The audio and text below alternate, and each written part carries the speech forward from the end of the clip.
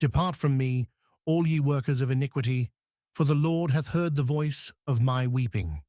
The Lord hath heard my supplication, the Lord will receive my prayer.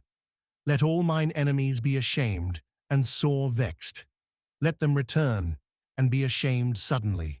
Psalm 6, 8-10.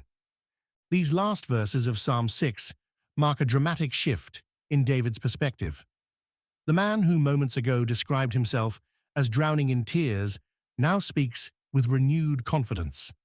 This transformation isn't gradual, it's immediate and complete. David moves from despair to assurance in a single breath. The passage opens with a bold command. Depart from me, all ye workers of iniquity. David, who felt overwhelmed by his enemies, now addresses them with authority. This is not mere hope, but a declaration grounded in spiritual reality. The Hebrew word for depart carries the force of a military command. David issues a decisive order for his enemies to retreat. What caused this sudden change? David reveals the answer in the next phrase, "For the Lord hath heard the voice of my weeping." The turning point comes not from David's circumstances changing, but from his certainty that God hears him. This represents the core message of this psalm. God listens to our cries. David repeats this truth 3 times in verses 8-9, emphasizing that God hears his weeping, his supplication, and receives his prayer. Notice the progression in these verses. First, God hears David's wordless weeping, his raw emotional outpouring. Then God hears David's supplication, his specific requests. Last, God receives David's prayer, suggesting acceptance and favorable response. This teaches us that God responds to every level of our communication with Him, from inarticulate groans to formal petitions.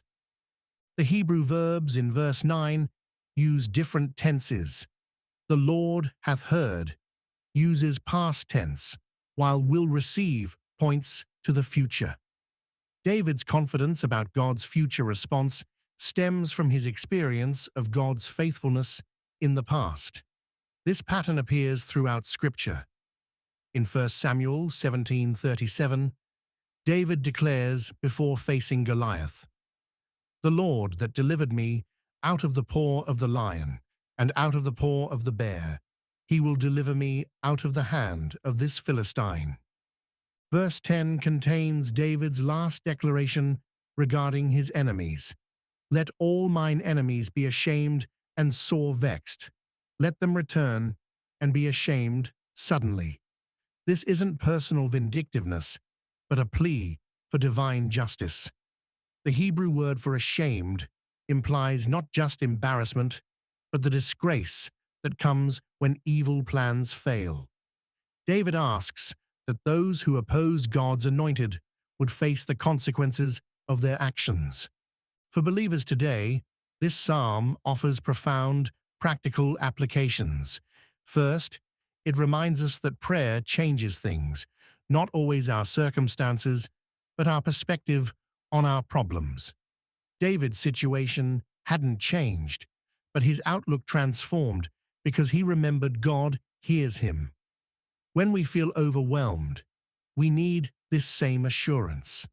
Second, this passage teaches us about authentic prayer. David moves from lament to confidence without pretense. Our prayers need not follow a prescribed formula, but can reflect our genuine emotional journey. God meets us in our honesty. Third, we learn about spiritual authority. David's command for evil to depart anticipates Jesus' authority over demonic forces. As believers united with Christ, we can stand against spiritual opposition with confidence. As James 4:7 instructs, "Submit yourselves, therefore, to God, resist the devil, and he will flee from you." This psalm reminds us that our confidence comes not from our strength, but from God's character. David doesn't discover hidden resources within himself. His assurance rests on God's willingness to hear and respond to his prayers. In our darkest moments, when tears flow and enemies seem to surround us, we can follow David's example. We bring our prayers to God and then stand in the confidence that He hears us. This truth sustains us, even when our circumstances remain unchanged.